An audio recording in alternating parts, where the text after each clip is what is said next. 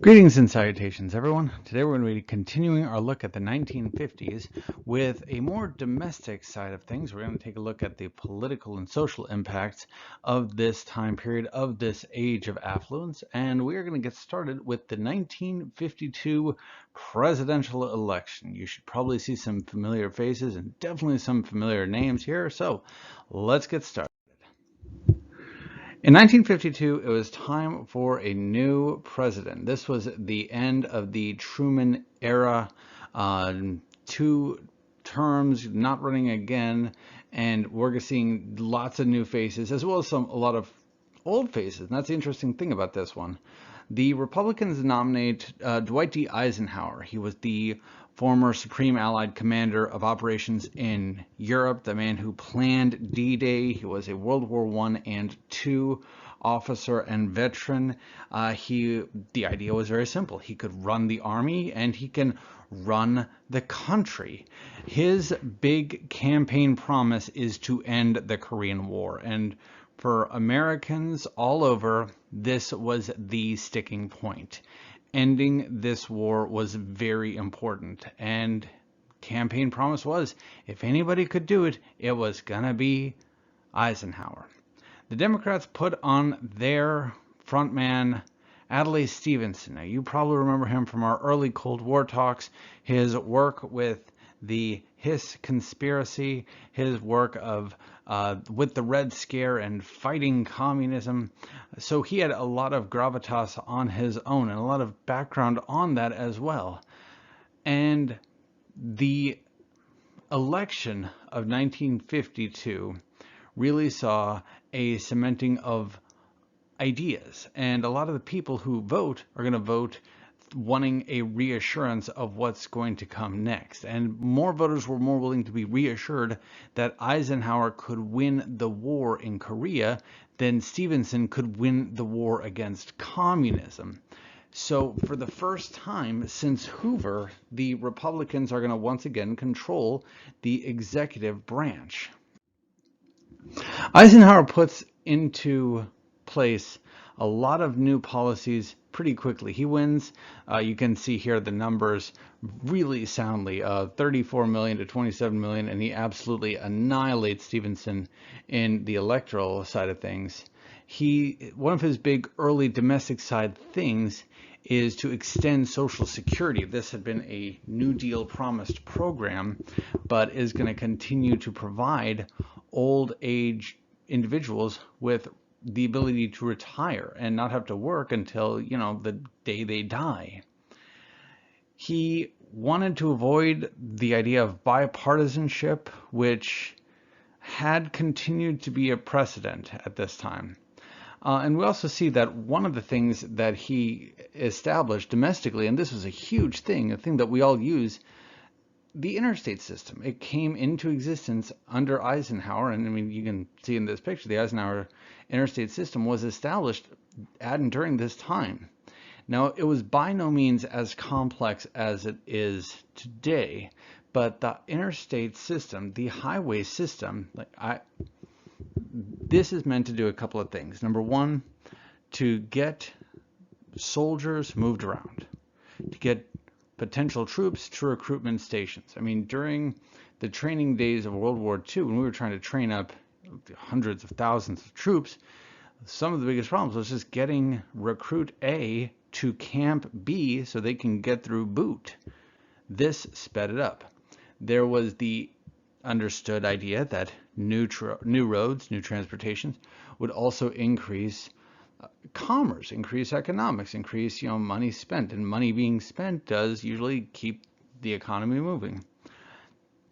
And we see a couple of things, like here's what we see here. Ooh, roads, how exciting. Wow. We get some stuff about how it was set up, and this is so simple that we don't even think about it anymore. The interstates are numbered odd when they go north and south, and even when they go east and west. The idea of a mile marker is set up. So like if you're driving down the interstate, you see what says mile 125, it says there. If you break down on the side of the road and they ask, where are you? This might be a good indicator of where you're at. Heck, even where your gas tank is. Ever notice that little arrow on your gas gauge?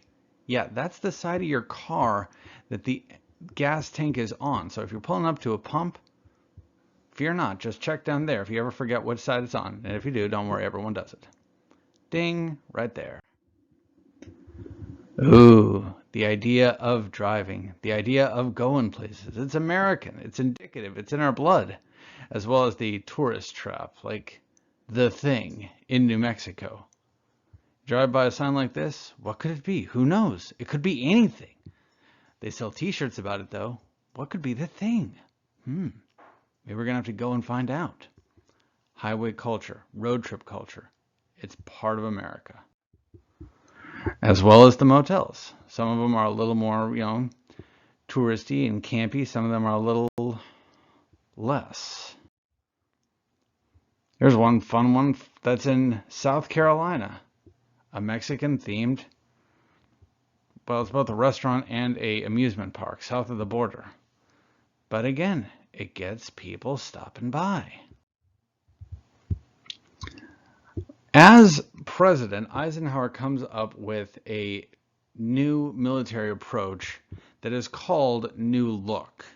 And it carried on some of the ideas of NSC 68, some of the ideas of the only way to keep communism contained is to spend on the military like there's no tomorrow. The problem that came with that is doing so is ridiculously expensive, and it's not like you're investing savings in the future. This is, we're spending money hoping that there is a future. Both Eisenhower and his Secretary of State felt that this military containment was fantastically expensive and largely ineffective. So the New Look idea was that we, America, would remind the world that we still have nuclear weapons. We are going to use that as the tool to make sure war doesn't happen anymore. Oh, you want to start a fight with us? Well, don't forget, buddy, we got atomic weapons. We got hydrogen bombs. We can flatten a city with one plane. Do you really want to go to war with us? And the answer to that, in most cases, is, oh, heavens, no. I do not want to go to war with that.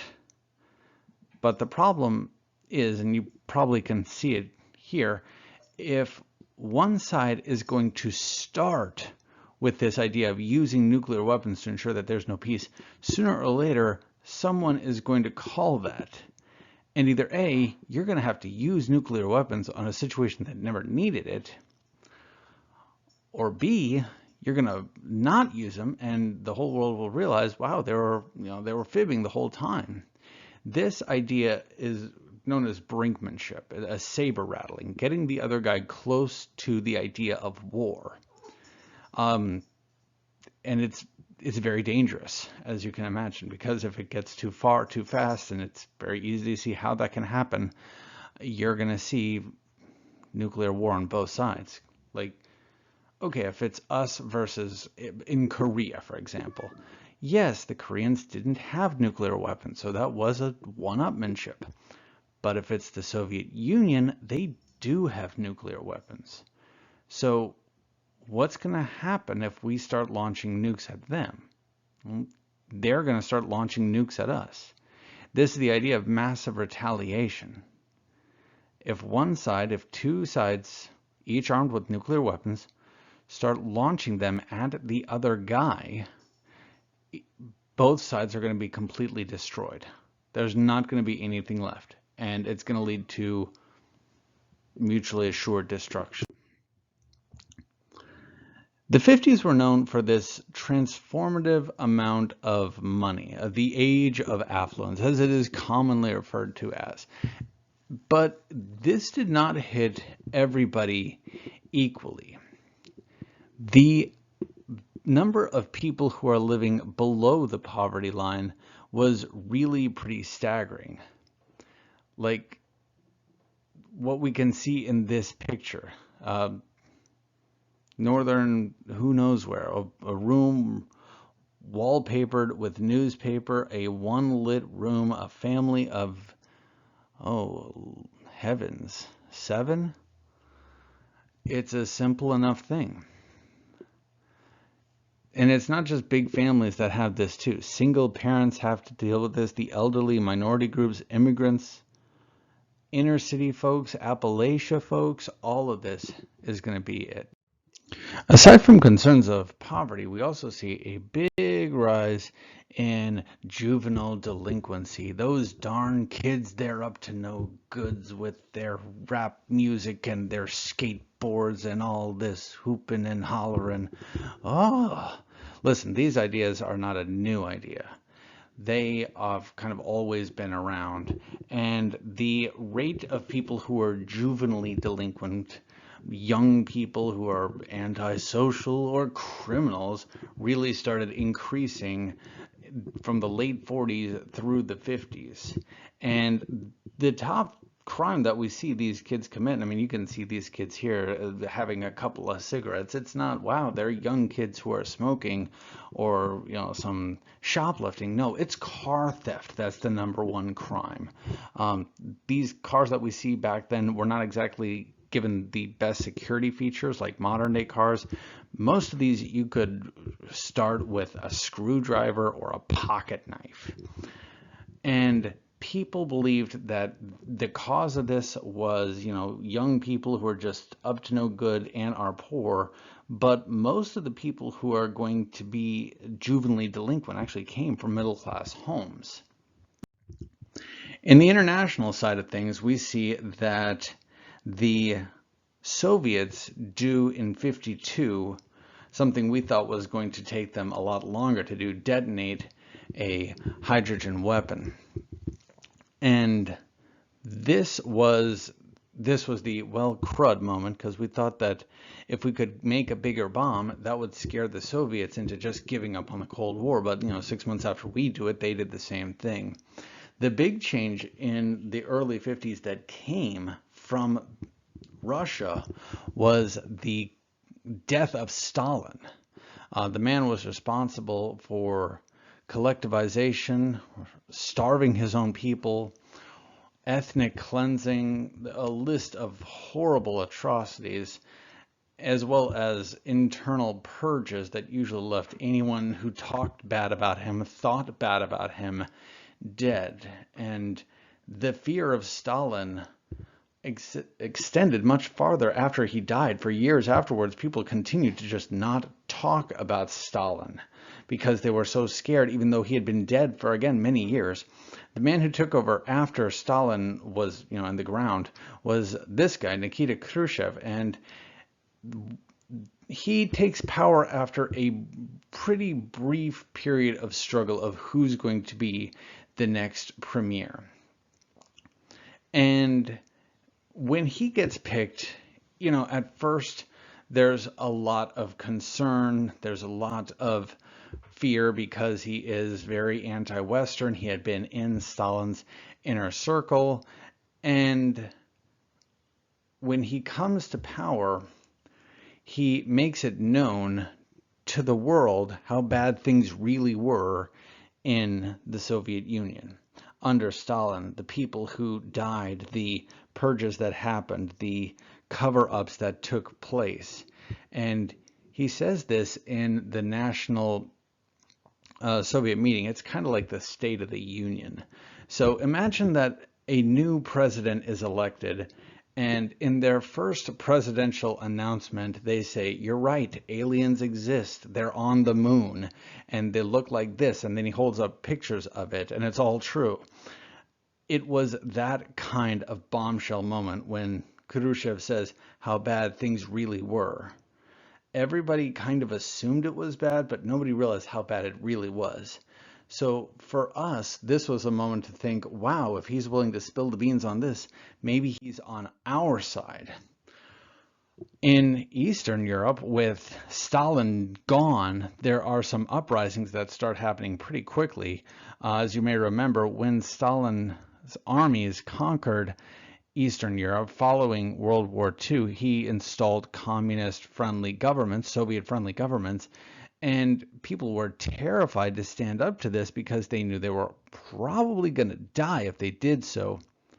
So they didn't. With Stalin gone, we see a couple of these nations start saying we're independent, we're free from this, we're on our own, and what you gonna do about it? And communist Russia responded by sending in tanks and soldiers and crushing the uprising and reinstalling the old regimes. So unfortunately, nothing good, and this would be the case for the next 3 decades. Eisenhower in office believed that after seeing everything that Khrushchev had, done, and Khrushchev's calls for peace, that these two superpowers could coexist, that there could be peace between them. And it went so far in 1958 that both powers agreed we're not even going to test atomic weapons anymore atmospherically. Yes, you have nukes. Yes, we have nukes. We both know it, so there's really no point in showing each other what we can do.